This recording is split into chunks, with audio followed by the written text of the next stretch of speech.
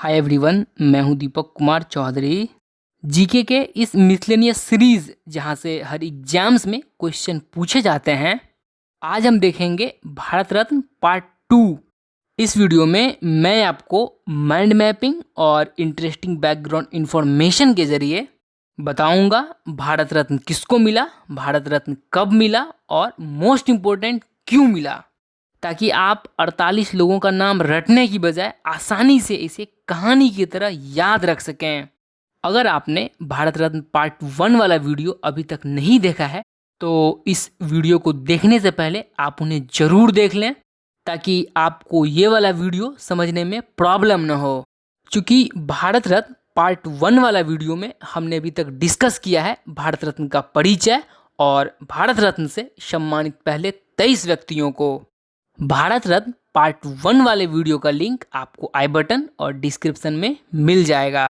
तो चलिए शुरू करते हैं। 1991 में भारत रत्न मिला राजीव गांधी को। राजीव गांधी मरणोपरांत भारत रत्न से सम्मानित होने वाले छठे व्यक्ति हैं।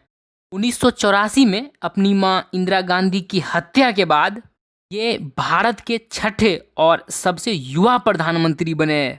इनकी अध्यक्षता में कांग्रेस अब तक का सबसे बड़ा लोकसभा चुनाव जीता है, 542 में से 411 सीटें।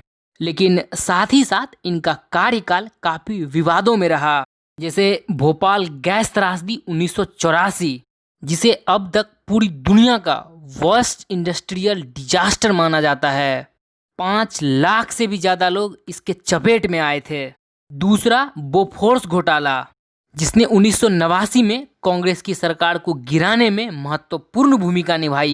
और तीसरा तो आप जानते ही हैं, शाहबानो बेगम प्रकरण, जिसने भारत के धर्मनिरपेक्षता और दंड विधान पर सवाल खड़े कर दिए।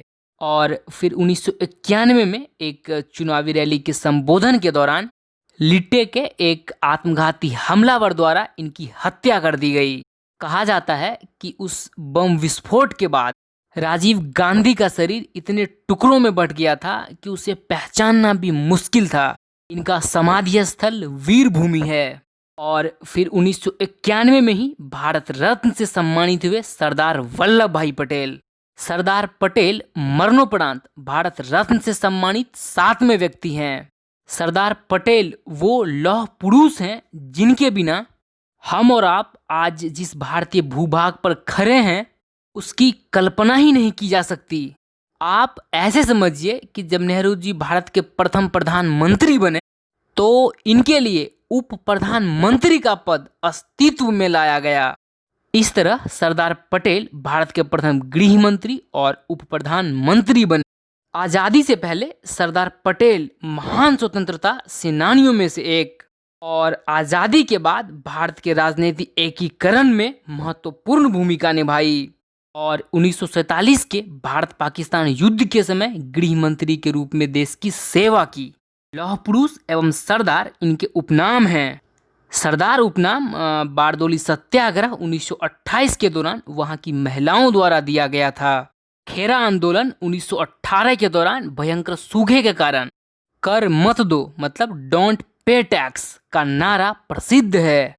2014 से नरेंद्र मोदी जी की सरकार ने सरदार पटेल का जन्मदिन 31 अक्टूबर राष्ट्रीय एकता दिवस के रूप में मनाने की घोषणा की। इसके अलावा सरदार पटेल को बिस्मार्क ऑफ इंडिया भी कहा जाता है। और इनके सम्मान में मोदी सरकार ने इनके 143वां जन्मदिन 31 अक्टूबर 2018 को गुजरात के वडोदरा में इनकी प्रतिमा स्टैच्यू ऑफ यूनिटी का अनावरण किया, जो अपने विश्व रिकॉर्ड के साथ दुनिया की सबसे ऊंची प्रतिमा है। और फिर 1991 में ही भारत रत्न से सम्मानित हुए मोरारजी देसाई। ये भारतीय स्वतंत्रता सेनानी थे और भारत के चौथे प्रथम गैर कांग्रेसी और 81 वर्ष की आयु में सबसे उम्रदराज प्रधानमंत्री बने। 1974 में देश में किए गए पहले परमाणु परीक्षण के बाद मोरारजी देसाई ने चीन और पाकिस्तान के साथ मैत्रीपूर्ण संबंध बनाने का प्रयास किया। और 1971 में हुए भारत पाकिस्तान सशस्त्र युद्धों से बचने की कसम खाई, जिस कारण मोरारजी देसाई एकमात्र भारतीय हैं जिसे निशान पाक से सम्मानित किया गया है। अब देखिए, हम इनको भी सम्मानित करने में पीछे रह गए।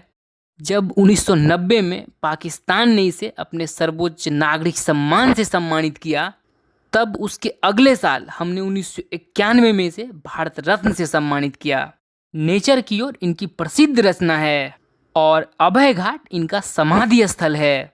और फिर 1992 में अबुल कलाम आज़ाद मरणोपरांत भारत रत्न से सम्मानित 8वें व्यक्ति हैं। ये भारत के प्रमुख स्वतंत्रता सेनानियों में से एक थे एवं स्वतंत्र भारत के प्रथम शिक्षा मंत्री बने। इन्हें आमतौर पर मौलाना कहकर पुकारा जाता है। वेवेल योजना के तहत 1945 का शिमला सम्मेलन आपको याद होगा। उसमें मोहम्मद अली जिन्ना, जो खुद को मुस्लिमों का मसीहा मानते थे, और कांग्रेस को महज हिंदुओं की पार्टी। लेकिन सच तो ये है कि उस कांग्रेस के आधे सदस्य मुस्लिम थे और उस सम्मेलन की अध्यक्षता भी अबुल कलाम आजाद कर रहे थे।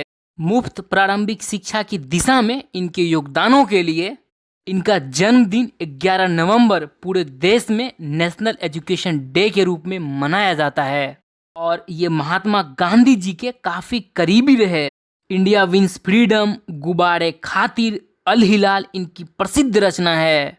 और फिर 1992 में ही भारत रत्न से सम्मानित हुए JRD टाटा। ये भारतीय विमान उद्योग और अन्य प्रमुख उद्योगों के अग्रणी थे। ये दशकों तक टाटा ग्रुप के निर्देशक रहे और विभिन्न उद्योगों द्वारा भारत के विकास में महत्वपूर्ण योगदान दिया।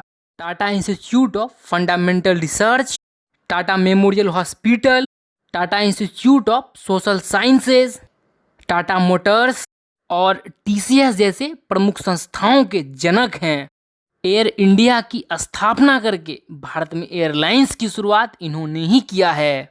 और फिर 1992 में ही भारत रत्न से सम्मानित हुए सत्यजीत राय। ये 20वीं सदी के महानतम फिल्म निर्माताओं में से एक थे। इनकी पहली ही फिल्म पाथेर पंचाली ने कुल 11 अंतर्राष्ट्रीय अवार्ड जीते। इनको सम्मानित अवार्ड की काफी लंबी लिस्ट है, जिसमें प्रमुख है 32 इंडियन नेशनल फिल्म अवार्ड्स, 1967 में रमन मैग्सेसे अवार्ड, 1984 में दादा साहेब फाल्के अवार्ड, 1991 में ऑस्कर अवार्ड और फिर 1992 में भारत रत्न। इनको भी भारत रत्न विलंब से देने पर आलोचना हुई। इसके अलावा भी साल 1992 में भारत रत्न के लिए काफी विवादों में रहा, क्योंकि साल 1992 में मरणोपरांत सुभाष चंद्र बोस को भारत रत्न से सम्मानित करने की घोषणा हुई थी। लेकिन इनकी मृत्यु विवादित होने के कारण भारत सरकार ने फिर अपने घोषणा को रद्द कर दिया। भारत रत्न पुरस्कार के घोषणा को रद्द करने का यह एकमात्र उदाहरण है। और फिर 1992 में ही दूसरी बार नागरिक पुरस्कारों को रद्द किया गया, जब 2 जनहित याचिकाएं क्रमशः केरल और मध्य प्रदेश उच्च न्यायालय में दायर की गईं और पुरस्कारों की संवैधानिक वैधता को चुनौती दिया गया। इनकी दलील थी कि भारत रत्न से सम्मानित व्यक्ति तो इन्हें टाइटल की तरह यूज करता है और हमारा संविधान मौलिक अधिकार अनुच्छेद 18 में उपाधियों का अंत कहता है, तो फिर भारत रत्न क्यों? और फिर अंततः सुप्रीम कोर्ट के 5 जजों की बेंच ने जजमेंट दिया कि भारत रत्न उपाधि नहीं, सिर्फ सम्मान है। और इस बीच 1992 से 1995 तक भारत रत्न निलंबित रहा। और फिर इसके बाद 1997 में भारत रत्न से सम्मानित हुए गुलजारीलाल नंदा। ये भारतीय राजनेता एवं अर्थशास्त्री थे, जो 2 बार भारत के कार्यवाहक प्रधानमंत्री बने।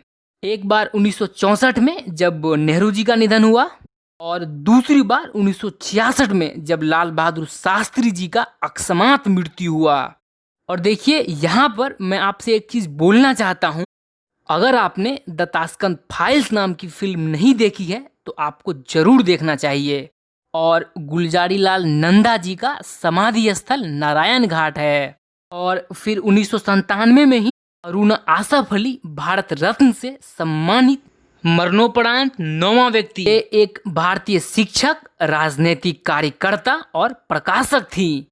भारतीय स्वतंत्रता आंदोलन में एक सक्रिय प्रतिभागी के रूप में 1942 के भारत छोड़ो आंदोलन के दौरान गोवालिया टैंक मैदान में भारतीय राष्ट्रीय ध्वज फहराने के लिए विशेष तौर पर याद की जाती हैं और स्वतंत्रता के बाद 1958 में दिल्ली की प्रथम मेयर बनकर राजनीति में सक्रिय रही और फिर 1997 में ही भारत रत्न से सम्मानित हुए डॉक्टर एपीजे अब्दुल कलाम। ये भारतीय एरोसाइंस साइंटिस्ट, शिक्षक और राजनेता थे जिन्होंने भारत के 11वें राष्ट्रपति के रूप में 2002 से 2007 तक देश की सेवा की। इन्होंने एक वैज्ञानिक और विज्ञान प्रशासक के रूप में लगभग 4 दशक से ज्यादा का समय मुख्य रूप से DRDO, इसरो और मिलिट्री मिसाइल्स डेवलपमेंट के लिए समर्पित किया। बैलिस्टिक मिसाइल और लॉन्च व्हीकल टेक्नोलॉजी के लिए इन्हें मिसाइल मैन ऑफ इंडिया के रूप में जाना जाता है और द्वितीय परमाणु परीक्षण पोखरण 1998 में भी इसकी महत्वपूर्ण भूमिका रही। लोग इन्हें पीपल्स प्रेसिडेंट के रूप में भी जानते हैं। इनकी प्रसिद्ध रचनाएं हैं India 2020, wings of fire, ignited minds, mission India, indomitable spirit, inspiring thoughts, you are born to bloom, turning points, a journey through challenges और टारगेट 3 बिलियन। और इनका जन्मदिन 15 अक्टूबर वर्ल्ड स्टूडेंट्स डे के रूप में मनाया जाता है। और जैसा कि हम सभी जानते हैं कि स्टूडेंट्स से इनका काफ़ी लगाव था और इनका आखिरी क्षण भी IIM शिलोंग में छात्रों के साथ ही बीता। और देखिए, यहाँ पर मैं आपको एक चीज़ और बोलना चाहता हूँ, आप चाहे कोई भी क्यों न हो, आपको श्री पुनीत बिसारिया सर के चैनल का ये 2 वीडियो जरूर देखना चाहिए, जिसमें पहला है the best speech of APJ Kalam by Puneet Bisaria और दूसरा है APJ Kalam 17 rules of success. इन दोनों वीडियोस के लिंक आपको डिस्क्रिप्शन में मिल जाएंगे। और फिर 1998 में भारत रत्न से सम्मानित हुई M सुब्बालक्ष्मी। ये भारतीय कर्नाटक गायिका पहली संगीतकार बनी जिसे भारत रत्न से नवाजा गया। इनके दिव्य आवाज के लिए इन्हें क्वीन ऑफ सॉन्ग्स भी कहा जाता है।